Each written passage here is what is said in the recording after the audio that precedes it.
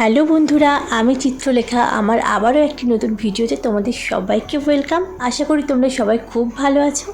আর আগের ভিডিওতে তোমাদের আমি বলেছিলাম যে আমরা কোথায় যাচ্ছি তোমাদের সাথে সেটা শেয়ার করব। তো আগের দিন তো মুভি দেখতে গেছিলাম, তারপরে আমরা শপিং করতে গেছিলাম। তো সেসব ভিডিও তো করা হয়নি, বললাম ফোনের চার্জ শেষ হয়ে গেছিলো। তো পরের দিন সকালবেলা আমরা আবার বেরিয়েছিলাম শপিংয়ের জন্য। তো তারপরে টুকটাক কিছু কিনে নিই, তারপরে আমরা আবার বাড়ি ফিরে এসেছিলাম। আর দেখো বৃষ্টির কিন্তু একদমই ছাড়ার নেই। আর ফেরার পথে বুনি বলল, জাম্বো চলো আমরা একবার নদীর থেকে দেখে আসি কতটা জল হয়েছে। তো গিয়ে দেখলাম যে বেশ অনেকটাই জল হয়েছে, তবে আমরা নামতে পারিনি, মানে নেমে ভিডিও আমি করতেও পারিনি, কারণ ব্রিজের মধ্যেভাবে দাঁড়িয়ে তো আর ভিডিও করা যাবে না, গাড়ি টাড়ি আসবে। তো তারপরে দেখো যতটা পেরেছি ভিডিও করেছি। হ্যাঁ, জল বেশ অনেকটাই হয়ে গেছিলো, তবে ব্রিজের ওপর ওঠেনি, ব্রিজটা তো অনেকটাই উঁচু। তো বেশ অনেকটাই জল হয়ে গেছিলো, আর এক সেকেন্ডের জন্যও বৃষ্টি থামেনি, সারাক্ষণ বৃষ্টি হয়ে যাচ্ছিলো। তোমরা যারা আমার নতুন বন্ধুরা আছো বা আমার বন্ধুরা আছো, তাদের কোথায় কোথায় বাড়ি বা তোমাদের কোথায় কোথায় নদী আছে অবশ্যই আমাকে জানিও। কিন্তু আর বন্যা হয়েছিল কি না বা জল বেড়েছিল কিনা নিশ্চয়ই জানিও। আর দেখো ততক্ষণ আমরা বাড়ি এসে গেছিলাম। আর বাড়িতে এসে পরে খেয়ে দিয়ে রেস্ট নিয়ে আমরা আবার বেরিয়ে গেছিলাম। কোথায় গেছিলাম? হ্যাঁ, আমি আমার শ্বশুর বাড়ি চলে এসেছি। আমি বোলপুর থেকে, মানে বল্লভপুর থেকে একদম এসে গেছিলাম দুর্গাপুর।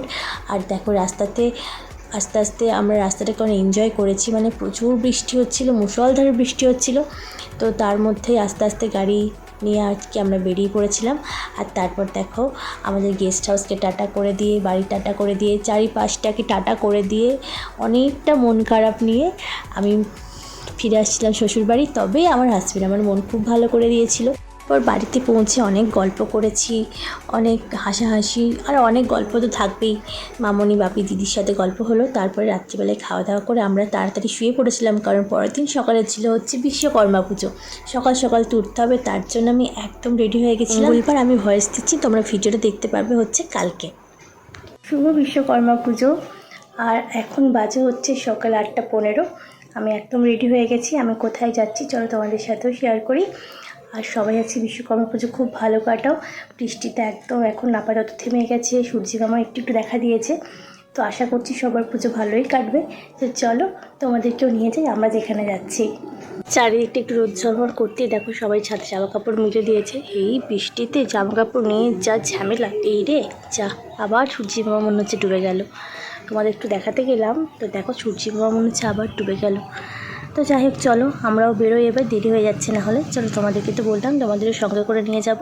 তো চলো তারপরে আমরা দুজন বেরিয়ে গেছিলাম। আমরা যাচ্ছিলাম দিদির বাড়ি, দিদিকে ওখান থেকে নিয়ে তারপরেই আমরা বেরোবো। চারদিকটা একটুখানি রোদ ঝলমল করতেই কী সুন্দর লাগছে, একটু যেন পুজো পুজো আবহাওয়াটা বোঝা যাচ্ছে। তারপর দেখো আমার ননদিনী হাতে ব্যাগ নিয়ে একদম রেডি হয়ে বেরিয়ে পড়েছে। হাতে অবশ্যই ছিল পুজোর সরঞ্জামের ব্যাগ। তারপর তো কাল থেকে সব কিছুই সে নিজেই জোগাড় করেছে। তো তারপরে আমরা বেরিয়ে গেলাম। আর এটা দিদির শাশুড়ি মা, তাকেও টাটা করে দিয়ে আমরা বেরিয়ে পড়লাম। আর দুর্গাপুরেও কিন্তু একদম পুজোর প্যান্ডেল শুরু হয়ে গেছে। তাই কি না হয়, আর কিছুদিন পর পুজো, বাহ বলতেই যেন কি মজা লাগছে, তাই না? আর তারপর দেখো আমরা পৌঁছেও গেছিলাম। আর চলো তোমাদেরকে দেখাই ওখানে গিয়ে আমরা কী কী করি। আর তারপর প্রথমে এসে যেটা করেছিলাম সেটা বিশ্বকর্মার মুখটা আমরা খুলে দিয়েছিলাম। দেখো কি সুন্দর না, কি সুন্দর প্রতিমা, একদম কি কিউট। এর থেকেও ঠাকুরটা একটু বড় হয়, তো এবছর একটুখানি ছোট হয়েছে। তো তারপরে আমি শুরু করে দিয়েছিলাম আলপনা দিতে। আর আলপনা আমি অতটাও ভালো পারি না, যেটুকু পারি সেটুকুই চেষ্টা করছি। তোমরা বলো কেমন হয়েছে। আর এদিকে দিদি শুরু করেছিল ফলমূলগুলো কাটতে। আর দেখো আমার মোটামুটি আলপনা দেওয়া কমপ্লিট হয়ে গেছে। আর কেমন লাগলো কিন্তু জানিও। আর তারপর দেখো পুরো সব কিছু সাজানো শুরু হয়েছে। এদিকে দিদি ফল কাটা, তারপরে আরও যে সমস্ত জোগাড়গুলো সেগুলো মোটামুটি করতে শুরু করে দিয়েছিল। তারপর আস্তে আস্তে সবাই এসে গেছিলো, সবাই মিলে খুব হই হুল্লোড় আনন্দ করতে করতে আমরা সব কাজ সেরেছিলাম। তারপরে পুরোহিত মশাই এসে গেছিলো আর পুজো শুরু হয়ে গেছিলো। আর ইনি অর্কদা, তোমরা তো আগেও দেখেছিলে। তো তারপরে দেখো সব সাজানো কমপ্লিট। আর পুরোহিত মশাই চলে এসেছেন, উনি ভীষণ ভালো পুজো করেছিলেন, ওনার পুজো বেশ ভালো লেগেছিলো। আর আমার হাজব্যান্ড তো থাকতে পারেনি, ওর অফিস ছিল, ওকে বেরিয়ে যেতে হয়েছিল। তো তারপরে দেখো পুজোটা তোমরা আর কেমন লাগছিলো অবশ্যই কিন্তু কমেন্ট করে জানিও।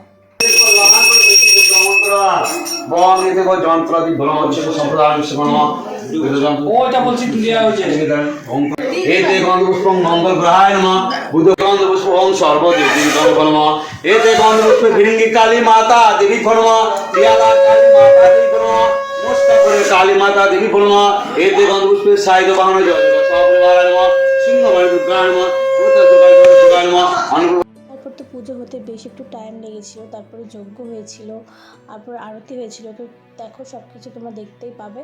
তো এরপর হচ্ছে যজ্ঞের যে আয়োজন সেটাই উনি করছিলেন, আর আমি সবটা তোমাদের সাথে তুলে ধরার চেষ্টা করেছি যতটুকু পেরেছি। আর অনেকটা দেরি হয়ে গেছিলো, বললামই তো আমরা এসেছি হচ্ছে অনেকক্ষণ, তোমাদেরকে তো বললাম তখন প্রায় 8টা 15 বাজছিল সকাল।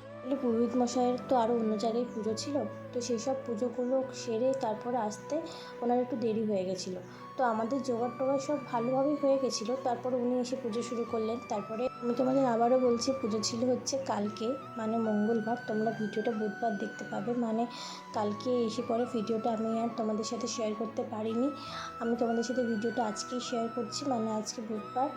আর চলো তোমরাও দেখো, আর তোমাদের ওখানে কার কার বাড়িতে বা দোকানে বা যেখানে হোক বিশ্বকর্মা পুজো হলো তোমরা কিন্তু জানাতে ভুলো না। তোমরা কিন্তু অনেক বেশি বেশি করে কমেন্ট করো, আর অবশ্যই আমার পাশে থেকো।